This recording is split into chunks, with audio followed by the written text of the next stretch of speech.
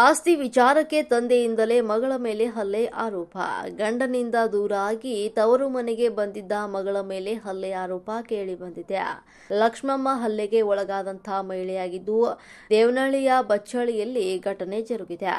ತಂದೆ ಮುನಿ ಚಿನ್ನಪ್ಪ ಮತ್ತು ತಮ್ಮ ಮಾರಪ್ಪ ಮತ್ತು ತಮ್ಮನ ಹೆಂಡತಿ ಅಶ್ವಿನಿ ಹಲ್ಲೆ ಮಾಡಿ ಆರೋಪಿಗಳಾದಂತಾಗಿದ್ದು, ಲಕ್ಷ್ಮಮ್ಮಳನ್ನ ಮಾನಸಿಕ ಅಸ್ವಸ್ಥನ ಜೊತೆಗೆ ಮದುವೆಯನ್ನ ಮಾಡಿದ್ದಾರೆ. ಆತನ ಜೊತೆಯಲ್ಲಿ ಬಾಳಲು ಆಗದೆ ಇಬ್ಬರು ಮಕ್ಕಳ ಜೊತೆಯಲ್ಲಿ ತವರು ಮನೆಗೆ ಸೇರಿದ ಲಕ್ಷ್ಮಮ್ಮ ಮನೆಯೊಳಗೆ ಬಿಡದೆ ಕಾಂಪೌಂಡ್ನಲ್ಲಿ ವಾಸವಾಗಿದ್ದಾಳೆ. ಅಲ್ಲಿಯೇ ಅಡುಗೆ ಮಾಡಿಕೊಂಡು ತಿಂತಾ ಇದ್ದಂತ ಲಕ್ಷ್ಮಮ್ಮ ಕಳೆದ 4 ತಿಂಗಳಿಂದ ಕಾಂಪೌಂಡ್ನಲ್ಲಿಯೇ ವಾಸ ಮಾಡ್ತಾ ಇದ್ದು, ಮನೆಗೆ ಸೇರಿಸದ ಹಿನ್ನೆಲೆಯಲ್ಲಿ ಆಸ್ತಿಯಲ್ಲಿ ಪಾಲು ಕೇಳಿದ ಮಗಳು ಇದಕ್ಕೆ ರೊಚ್ಚಿಗೆದ್ದ ಕುಟುಂಬಸ್ಥರು ಮಾರಕಾಸ್ತ್ರಗಳಿಂದ ಲಕ್ಷ್ಮಮ್ಮನ ಮೇಲೆ ಹಲ್ಲೆ ಮಾಡಿರುವಂತಹ ಆರೋಪ. ಗಲಾಟೆಯ ವಿಡಿಯೋ ಒಂದು ವೈರಲ್ ಆಗಿದ್ದು, ವಿಶ್ವನಾಥಪುರ ಪೊಲೀಸ್ ಠಾಣಾ ವ್ಯಾಪ್ತಿಯಲ್ಲಿ ಘಟನೆ ಜರುಗಿದೆ. ದೂರು ದಾಖಲಿಸಿಕೊಂಡು ತನಿಖೆ ನಡೆಸುತ್ತಿರುವಂತಹ ಪೊಲೀಸರು ಬೆಂಗಳೂರು ಗ್ರಾಮಾಂತರ ಜಿಲ್ಲೆಯ ದೇವನಹಳ್ಳಿಯ ಬಚ್ಚಳಿಯಲ್ಲಿ ಘಟನೆ ಜರುಗಿದೆ.